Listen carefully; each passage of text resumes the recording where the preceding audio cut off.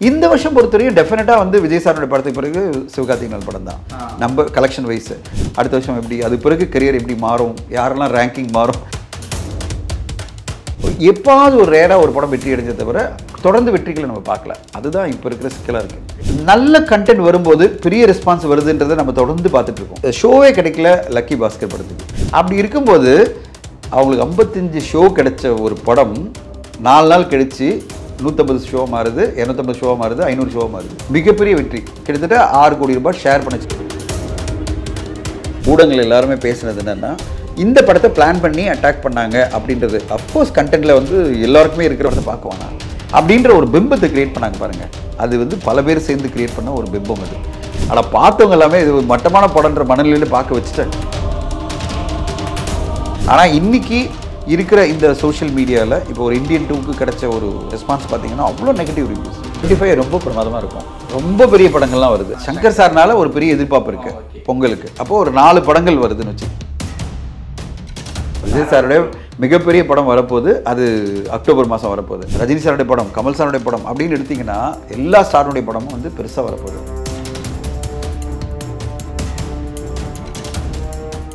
Okay, இப்போ 2024 பொறுத்த வரைக்கும் விஜய் அவர்களுக்கு அப்புறம் அடுத்த ஒரு பெரிய ஒரு கலெக்ஷனில் சிவகார்த்திகேயன் தான் நிற்கிறாரா? அப்படி இந்த படம் இந்த வருஷம் பொறுத்தவரையும் அப்படி தானே. இப்போ நம்பர்ஸ் போய் பார்த்தீங்கன்னா கமல் சாரோட இந்தியன் 2 இந்த பக்கம் இல்லை அது வந்து விக்ரம் படமும் 450 கோடி பண்ணிச்சு. அப்படி நம்ம சொல்ல முடியாது. இந்த வருஷம் பொறுத்தவரையும் டெஃபினட்டாக வந்து விஜய் சாரோட படத்துக்கு பிறகு சிவகார்த்திகேயன் படம் தான் நம்ம கலெக்ஷன் வைஸ். அது ஓவராலாக எல்லாம் லிஸ்ட்டில் இப்போ போடாதீங்க, அதுக்கு டைம் எடுக்கும். பட் நான் சொல்ல வர்றது இப்போதைக்கு இந்த வருஷம் 2024 பொறுத்தவரையும் பார்த்தீங்கன்னா நம்பர் 1 கலெக்ஷன் எது எடுத்திங்கன்னா அது வந்து விஜய் சார் படம், நம்பர் 2 கலெக்ஷன் எடுத்திங்கன்னா அது சிவகார்த்திகேயன் சார் படம் தான்.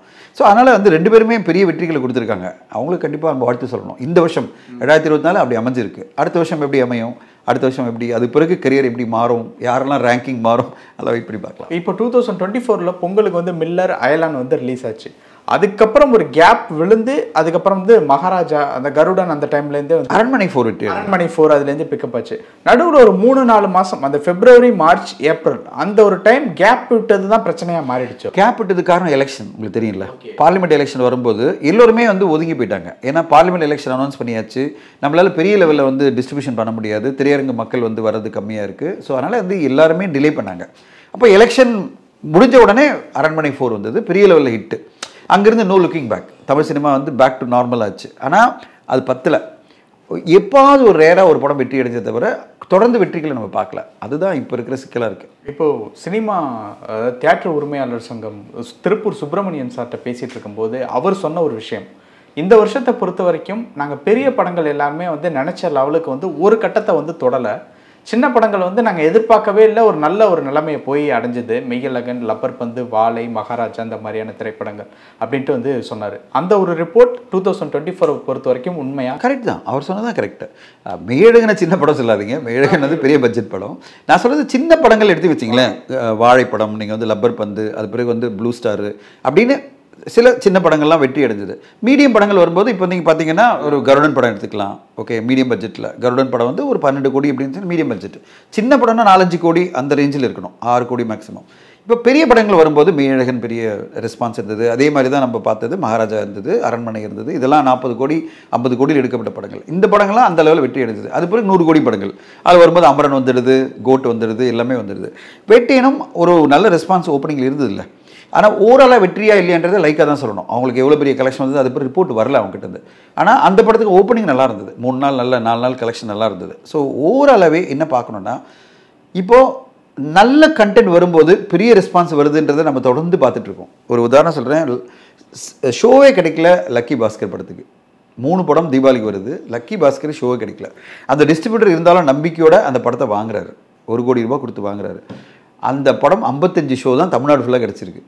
நார்மலாக அந்த மாதிரி ஒரு படம் துல்கர் சல்மான் நடித்த படம்னு வச்சுங்களேன், மினிமமாக 500 ஷோ கிடச்சிருக்கும். 500 ஷோன்னா 250 ஸ்க்ரீனில் 2 ஷோ கொடுத்தாலும் ஓகேங்களா. ஏன்னா 1100 ஸ்க்ரீன் இருக்குது தமிழ்நாட்டில் ஆக்டிவாக இருக்கிறது. 1300 ஸ்க்ரீன் இருந்தாலும் 1100 நீங்கள் ரிலீஸ் பண்ணலாம். 900 ஸ்க்ரீன்லாம் படங்கள் ரிலீஸ் பண்ண முடியும். அப்படி இருக்கும்போது அவங்களுக்கு 55 ஷோ கிடைச்ச ஒரு படம் 4 நாள் கழித்து 150 ஷோ மாறுது, 250 ஷோ மாறுது, 500 ஷோ மாறுது. 2வது வாரம் மிகப்பெரிய வெற்றி. கிட்டத்தட்ட 6 கோடி ரூபாய் ஷேர் பண்ணிச்சுன்றாங்க, 6-7 கோடி ரூபாய். அதாவது இந்த ஷோஸ் மட்டும் முதல்லயே கிடச்சிருந்தனா 15-20 கோடி பண்ணியிருக்கோம் ஷேர். நான் சொல்கிறது 40 கோடி ரூபாய் கிராஸ் பண்ணியிருக்கலாம். அவ்வளோ பெரிய வெற்றி அந்த படம். அப்போது தெலுங்குலேருந்து டப் செய்யப்பட்ட ஒரு படம், கண்டென்ட் மட்டும் மக்களுக்கு பிடிச்சி வச்சுன்னா கொண்டாடி போய் அதுக்கு வந்து பெரிய கலெக்ஷன் கொடுத்துருவாங்கிறது அந்த படம் ஒரு உதாரணம். ஜீப்ரான்ற படத்துக்கும் அதே நடந்தது. கண்டென்ட் வரும்போது யாருக்குமே தெரியாது. சத்யதேவெல்லாம் வந்து ஒரு பெரிய இதுவாக பார்க்கல. ஆனால் படம் வந்த பிறகு அப்படியே பிக்கப்பாய் அப்படியே போயிடுச்சு. நம்ம அதே தான் பார்த்தோம். பல படங்கள், மஞ்சுமல் பாய்ஸ் பார்த்தோம், இப்போ சூக்ஷ்ம தர்ஷினி படத்துலேருந்து, அப்புறம் கிஷ்கந்தா காண்டம்னு வரிசையாக மலையாள படங்கள், பல படங்கள், ஆவேசமெல்லாம் பெரிய வெற்றி அடைஞ்சது இங்கே தமிழ்நாட்டில். அப்போது நல்ல கண்டென்ட் மட்டும் வந்ததுன்னா ஆடியன்ஸ் எப்படியோ வந்துடுறாங்க. அதுக்கு நீங்கள் பப்ளிசிட்டி பண்ணுறீங்களா இல்லையா அதெல்லாம் கிடையாது.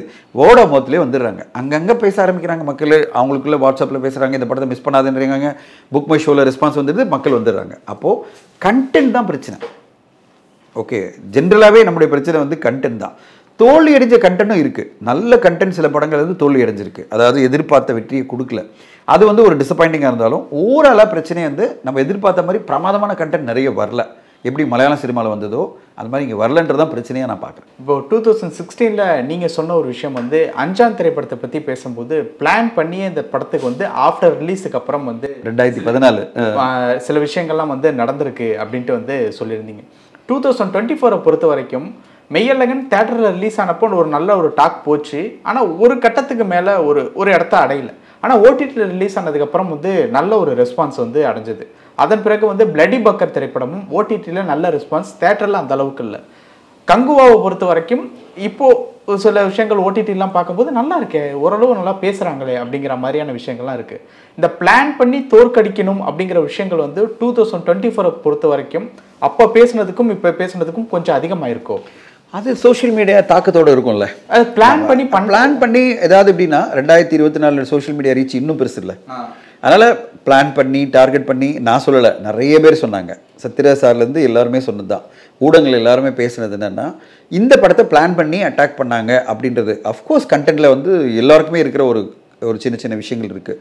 இப்போது அது புஷ்பா 2லையும் இருக்குது. ஓகேங்களா? அதாவது படங்களில் சில வீக்னஸ் இருக்கும். லெங்க்த்து வந்து ஒரு பிரச்சனையாக இருக்கலாம், சிலது வந்து கிரிஞ்சான சீன்ஸ் இருக்கலாம். இது வந்து எல்லாருமே சொல்கிறது தான், எல்லா படத்துலையும் சொல்கிறது தான். எல்லா படத்துக்கும் ஒரு குறையுன்னு சொல்லுவாங்கள்ல, அந்த மாதிரி எந்த படத்துலையும் இருந்தாலும் ஓவராலாக என்னென்னா இது வந்து ரொம்ப பேருக்கு பிடிக்காமல் போகிறதுக்கு காரணம் ஒரு இம்ப்ரெஷன் க்ரியேட் ஆகிடுச்சு. ஃபஸ்ட்டு டேவே ஒரு இம்ப்ரெஷன் க்ரியேட் ஆகிடுச்சு. இது வந்து இந்த படத்தை பார்க்குவானா அப்படின்ற ஒரு பிம்பத்தை க்ரியேட் பண்ணாங்க பாருங்கள். அது வந்து பல பேர் சேர்ந்து கிரியேட் பண்ண ஒரு பிம்பம் அது. அதாவது ஒருத்தர் வந்து தியேட்டர் வராரு, அவர் யாருன்னே தெரியாது, அப்புறம் தான் தெரிய வருது அவர் பொலிட்டிக்கல் பார்ட்டி ஆளுன்னு சொல்லிட்டு. அவர் வந்து இந்த படத்தை எடுத்தவங்களாம் அடிக்கணுன்றாரு. இப்போது ஒரு பிம்பம் ஒன்று கிரியேட் ஆகுதுல்ல, மக்கள் மத்தியில் ஒரு பிம்பம் கிரியேட் ஆகிடுச்சுன்னா ஒன்றுமே பண்ண முடியாது. அந்த பிம்பம் என்னன்னா இம்ப்ரெஷன். இப்போ நம்ம வந்து அதே இம்ப்ரெஷனோட தான் படம் பார்க்குறோம். அந்த ரொம்ப திட்டினால அந்த மாதிரி படமாக திட்டுற மாதிரி தான் இருக்குது இந்த படம் அப்படின்னு மனசில் வந்துடும். ஏன்னா உங்களுக்கு ஒரு சின்ன டிஸ்டர்பன்ஸ் கூட அதே இம்ப்ரெஷனோட தான் போகும். அதே வந்து ஓகே டீசெண்டாக இருக்குது அப்படின்னு அவங்க சொல்லியிருந்தா ஒரு ஆவரேஜ் மனநிலையோடு பார்த்துருப்பாங்க. ஆவரேஜ் படம் தான் அப்படின்னு மனநிலையோடு பார்த்துருப்பாங்க. ஆனால் பார்த்தவங்க எல்லாமே இது மட்டமான படம்ன்ற மனநிலையில் பார்க்க வச்சுட்டாங்க. அதுதான் பிரச்சனை.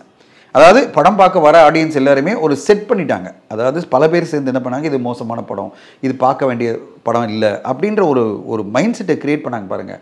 அப்போ தான் தெரிய வருது சினிமா வந்து பல விதங்களில் டார்கெட் பண்ணுறதுக்கு சான்சஸ் இருக்குது. ஒரு படத்தை ஓடாடாமல் செய்கிறதுக்கு பல வேலைகள் பண்ண முடியும் அப்படின்ட்டு நம்மளுக்கு தெரிய வருது. இதை மீறி ஒரு பவர் தேவைப்படுது. அந்த பவர் தான் ஒரு ஹீரோ பவர். இதை மீறி தான் ஒரு பொலிட்டிக்கல் பவர் தேவைப்படுது. ஏதோ ஒரு விஷயம் தேவைப்படுது. ஆனால் இன்றைக்கி இருக்கிற இந்த சோஷியல் மீடியாவில் இப்போ ஒரு இந்தியன் 2க்கு கிடைச்ச ஒரு ரெஸ்பான்ஸ் பார்த்தீங்கன்னா அவ்வளோ நெகட்டிவ் ரிவ்யூஸ், அவ்வளோ மோசமான ரிவ்யூஸ் எல்லாம் நான் நினச்சி கூட பார்க்கல. அவ்வளோ எஃபோர்ட் போட்டிருக்காங்க, அவ்வளோ தொழில் பிரம்மாண்டமாக எடுத்திருக்காங்க. குறை சொல்லலாம், ஆனால் சொல்கிற விதத்தில் தான் பிரச்சனை வருது. எல்லாருக்கும் குறை சொல்ல உரிமை இருக்குது, ஆனால் சொன்ன விதத்தில் ரொம்ப மோசமான தாக்குதல் அந்த படத்தை. அதே மாதிரி தான் இப்போது கங்குவா அடிச்சிருந்தாங்க.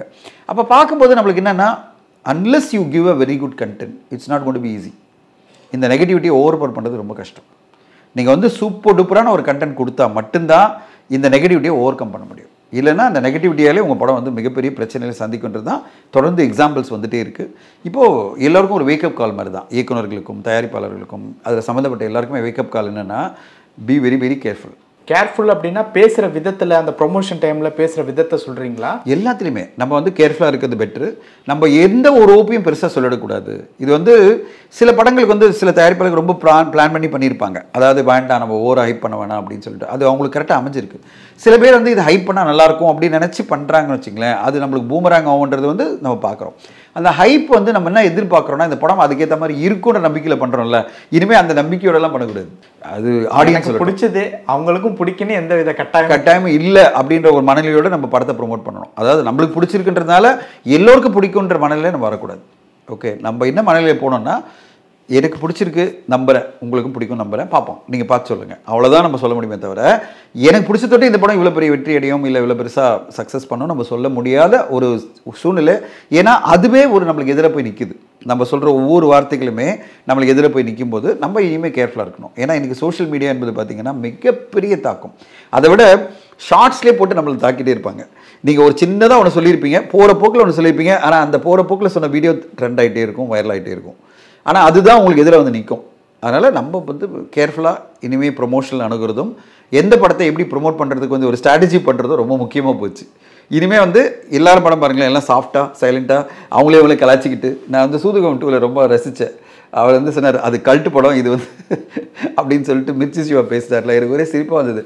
தன்னைத்தானே கலாச்சிக்கிட்டு அதை ஒரு ஜாலியாக ஒரு படம் எடுத்திருக்கோம், நீங்கள் ரொம்பலாம் எதிர்பார்க்காதீங்க, அது சூதுகம் கல்ட்டு படம் அப்படின்னு சொல்லிட்டு ரொம்ப சிம்பிளாக ஒரு படத்தை அணுகிறது தான் இப்போ ஈஸி. நம்ம சிம்பிளாக அணுகிறது அப்படின்னா என்னத்தோன்னா இதுதான் நாங்கள் ஒன்று ட்ரை பண்ணியிருக்கோம் பாருங்கள், அவ்வளோதான்.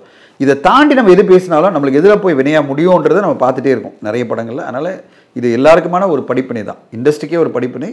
இன்னவே இட்ஸ் ஓகே. இப்போது நீங்கள் புஷ்பாட்டி எடுத்திங்கன்னா அவங்களும் வந்து ஹைப்பு க்ரியேட் பண்ணாங்க. ஆனால் அவங்க வந்து என்ன பண்ணாங்க, ப்ராப்பராக எல்லா இடத்துலையும் ப்ரொமோஷன் பண்ணாலும் அந்த ஹைப்பை கரெக்டாக கொண்டு போயிட்டாங்க. ஏன்னா ஏற்கனவே ஹிட்டான ஒரு படத்தினுடைய ஃப்ரான்ச்சைஸ் இருந்தனால அவங்க சொல்கிறத எல்லாரும் நம்பினாங்க. நம்ம ஃபஸ்ட்டு வரும்போதே அதை சொல்லும்போது தான் பிரச்சனை வருது. ஓகேங்களா, இந்தியன் 2 அது மாதிரி தான் அவங்க ப்ரொமோட் பண்ணாங்க. எல்லா இடத்துலையும் போய் சொல்லும்போது நீங்கள் சித்தார்த்தை வந்து எல்லோரும் ட்ரோல் பண்ணதுக்கு காரணம் என்ன, அவர் சொன்ன வார்த்தைகள் தான். இந்த படம் வந்து இப்படி அமையும் அப்படின்னு சொன்னார். அவர் பிடிச்சி ரொம்ப டார்கெட் பண்ணாங்க. ஏன்னா இந்தியன் 2 வந்து நீங்கள் இப்படி சொன்னீங்க அப்படி சொன்னீங்கன்னு சொல்லிட்டு. ஸோ இங்கே வந்து நம்ம என்ன சொல்கிறோன்றதை வச்சே நம்மளை வந்து டார்கெட் பண்ணதுக்கு ஆளுங்க ரெடியாக இருக்கும்போது நம்ம கொஞ்சம் கேர்ஃபுல்லாக இனிமேல் இருக்கிறது பெட்ரு. ப்ரொமோஷன்லேருந்து படத்தை பற்றியான டாக்லேருந்து இன்டர்வியூஸ்லேருந்து சரியான முறையில் ப்ரொமோட் பண்ணிவிட்டு எந்தவித ஓவர் எக்ஸ்பெக்டேஷனும் க்ரியேட் பண்ணாமல் ஒரு படத்தை மக்கள் மத்தியில் கொண்டு வந்துட்டு அது பிறகு நம்ம அதை யூஸ் பண்ணி மக்கள் எப்படி வேர்ட் ஆஃப் மவுத் சொல்கிறாங்களோ அது பிறகு அதை ப்ரொமோட் பண்ணுறது தான் நம்மளுக்கான பெட்டரான வேலை. ஏன்னா நெகட்டிவிட்டி இருக்காது. பாசிட்டிவ் வருமா வராது தெரியாது, ஓப்பனிங் வருமா வராதா தெரியாது, ஆனால் நெகட்டிவிட்டி வராமல் இருக்கிறதுக்கு ஒரு வாய்ப்பு இருக்குது. வாய்ப்பு தான் இருக்குது, இது வந்து கேரண்டியாக நான் சொல்ல முடியாது. ஓகே, 2025 பொறுத்த வரைக்கும், பொங்கலை பொறுத்த வரைக்கும் இப்போ வரைக்கும் கன்ஃபார்மாக இருக்கக்கூடிய படம் வந்து விடாமுயற்சி அண்ட் பனகான். அதுக்கப்புறம் வந்து வீரதூர சீரன் படம் வந்து டீசரில் வந்து 2025 ஜனவரி அப்படின்ட்டு வந்து சொல்லியிருக்காங்க. 25 எப்படி இருக்கும் சார், அதை பற்றி உங்களுடைய 25 ரொம்ப பிரமாதமாக இருக்கும். ரொம்ப பெரிய படங்கள்லாம் வருது. வீரதீர சூரன் வந்து ஜனவரி வரல, அது ஆல்ரெடி அவங்க டீசரில் ஜனவரி டீசரி முதல்ல போட்டுருந்தாங்க. இப்போ அது ஜனவரி இந்த தேதியில் வருமானு எனக்கு தெரியல. ஏன்னா ரொம்ப ஷார்ட் நோட்டீஸ். இப்போ டிசம்பர் ஆல்ரெடி வந்து 10ஆம் தேதி தாண்டிட்டோம், நம்ம பேசிகிட்டு இருக்கோம். இப்போ பிளான் பண்ணி பொங்கல் வர முடியாது, அவங்க அவ்வளோ ஃபாஸ்ட்டாக வருவாங்களான்னு எனக்கு தெரியல. அப்படி இருக்கலாம், ஜனவரி 26 இருக்கலாமே தவிர நாட் பொங்கல் அது சான்ஸ் இல்லை. பொங்கலுக்கு வந்து தருணம் அப்படின்னு ஒரு படம் வருது, கிருஷ்ணதாஸ் படமும் ஒரு 3 படம் வருது, மறக்காதீங்க. கேம் சேஞ்சர் வருது. ஆமாம், சங்கர் சார்னால ஒரு பெரிய எதிர்பார்ப்பு இருக்குது பொங்கலுக்கு. அப்போது ஒரு 4 படங்கள் வருதுன்னு வச்சுங்களேன். அப்போ 4 படங்களுக்கு சரியாக இருக்கும், மார்க்கெட்டை பொறுத்தவரையும் நல்லாயிருக்கும். அது பிறகு நம்ம வந்து வீரதீர சூரன் பார்க்க போகிறோம். அடுத்ததான் நீங்கள் பார்க்க போகிற படங்கள்லாம் பெரிய படங்கள். இப்போ வந்து தனுஷ் சாரனுடைய இட்லி கடை வரப்போகுது, தக் லைஃப் வரப்போகுது. நீங்கள் அடுத்ததாக வந்து சூர்யா சாரனுடைய கார்த்திக் சுப்புராஜ் படம், அந்த படம் வரப்போகுது. இப்படி வரிசையாக நிறைய படங்கள் இருக்குது. ஓகேங்களா, இப்போ வந்து நெக்ஸ்ட் இயர் பார்த்தீங்கன்னா கூலி ரிலீஸ் ஆகிடும் நெக்ஸ்ட் இயர், அது பெரிய எதிர்பார்ப்பில் இருக்கிற ஒரு படம். இப்போது அடுத்தடுத்து பெரிய பெரிய படங்களை நம்ம தமிழ் சினிமாவில் அடுத்த வருஷம் விஜய் சாருடைய மிகப்பெரிய படம் வரப்போகுது, அது அக்டோபர் மாதம் வரப்போகுது. இப்போது அதே time don't forget it, Ajith சாரோட இன்னொரு படம் வரப்போகுது, குட் பேட் அக்லியும் வரும், அது வந்து மே மாதம் வரும்னு சொல்கிறாங்க. இப்போது இவ்வளோ படங்கள். அப்போ விஜய் சாருடைய ஒரு பெரிய படம், அதாவது கடைசி படம் சொல்கிற படம், அஜித் சாருடைய 2 படம், ரஜினி சாருடைய படம், கமல் சாருடைய படம் அப்படின்னு எடுத்திங்கன்னா எல்லா ஸ்டாருடைய படமும் வந்து பெருசாக வரப்போகுது. அப்போ 2025 will be the biggest year. 2024 நம்ம மிஸ் பண்ணிட்டோம், அதாவது மிகப்பெரிய லெவலில் க்ரோ ஆகலை. ஆனால் 2025 பெரிய லெவலில் க்ரோ ஆகும் தான் நான் எதிர்பார்க்குறேன். நிறைய விஷயங்கள் சொன்னீங்க, நேரத்துக்கு ரொம்ப நன்றி. தேங்க்யூ.